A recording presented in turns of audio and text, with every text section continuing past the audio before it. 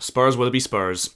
It's just Spurs doing Spurs things, to be honest, and I'll leave off Spurs in this video. I'll save them of my banter because this video isn't about Spurs, it's about Man City and the title race between Man City and Arsenal. United fans, Newcastle fans, you're not in the title race, unfortunately. I made a video on United and the fact that they're not in the title race a few days ago. If you want to go and check that out, cheeky plug. But yeah, this video is about Man City and yeah, how they showed tonight may be the hallmark of champions in the long term in the Premier League this season, who knows. But yeah, what a mental game of football. I mean, first of all, Spurs, out of absolutely nothing, scored 2 goals in the space of what felt like 30 seconds, to be honest, from Kulusevski, and then Emerson Royale making it 2-0. And then when Emerson Royale scored, I was just thinking, what the f***? First of all, the fact that Emerson Royale scored in the first place. I mean, if you're letting Emerson Royale score against your football club, you have no hope of being, in a title race.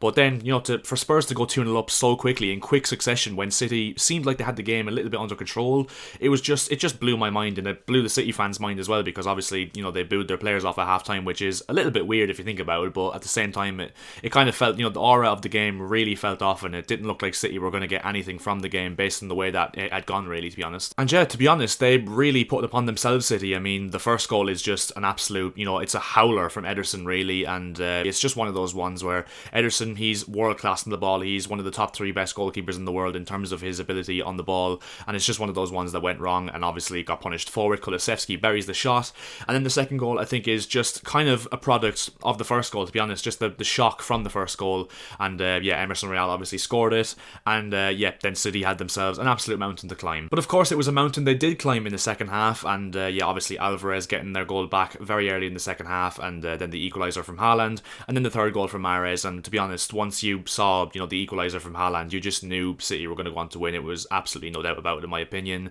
And yet, they controlled the game in the second half. They really showed fight, they really showed character, and they came out with a completely different aura and a completely different energy in the second half that, got them over the line and got them their 4-2 win, to be honest. And as I said, the title of the video, is it the stuff of champions? Is it the hallmark of champions? Because obviously this is the type of thing champions do. They come from behind, they face adversity, and they come from adversity, and they win these games when, it's going against them. And City really showed that tonight. As I said, they showed some massive character, especially without players like Kevin De Bruyne and Phil Foden and Aymeric Laporte, and players who have been very big for them in the past, even though there's been a bit of question marks over the form of those, those players recently. And yeah, it could have been really bleak, to be honest, if City had lost tonight. It could have been 3 defeats in the bounce for the first time, I think, in God knows how long, probably since, Pep's first season, to be honest. I think it's the last time I remember them losing 3 games in a row. Obviously with that, defeating the Manchester derby and losing to Southampton as well, and obviously as well could have given Arsenal a major incentive going into their game against Manchester United on Sunday as well. It could have opened up a potential 11-point gap, which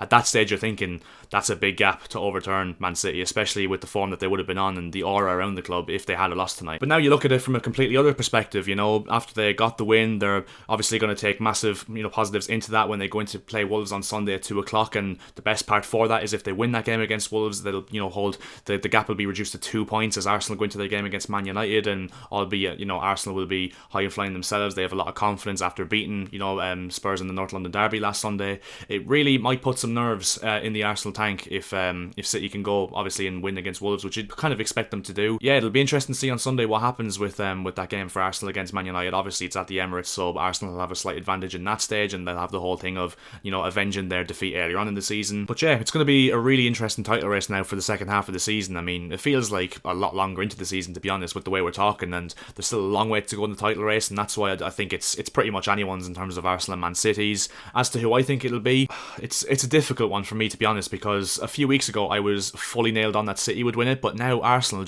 they just seem so resilient, so resolute, and they just seem to have this, I suppose, underdog spirit, kind of like Leicester had when they won the league in 15-16. It's kind of that similar vibe and similar aura, and they've got a young, vibrant, hungry team who are full of confidence. They're playing some absolutely brilliant football. Mikel Arteta's got them playing absolutely out of their skins this season. Then you look at it as well from City's perspective. I mean, their performances have been quite poor recently. I mean, I'd describe them as flat, to be honest, and a bit lacklustre. I mean, obviously losing the Manchester derby, losing to Southampton in the Carabao Cup when Nathan Jones is under savage pressure there. Then even still, they beat us 1-0 in the Premier League, and to be honest, we were the better team and we're absolutely shit. Then there's the Haaland effect as well, even though I don't want to get into it too much because I think it's blown massively out of proportion. I mean, Haaland's got like still more goals than Chelsea Football Club this season to my recollection, and yeah, obviously there is teething problems in my opinion anyway with how he's fitting into this City style of play and this completely new system that he's trying to buy into in terms of the tiki-taka way that Pep likes to play with City. But I think he's bagging them goals. Who really cares, to be honest? And then you can say as well that City have been scraping through games recently, to be honest, and you can also look at that with the glass half full perspective. That's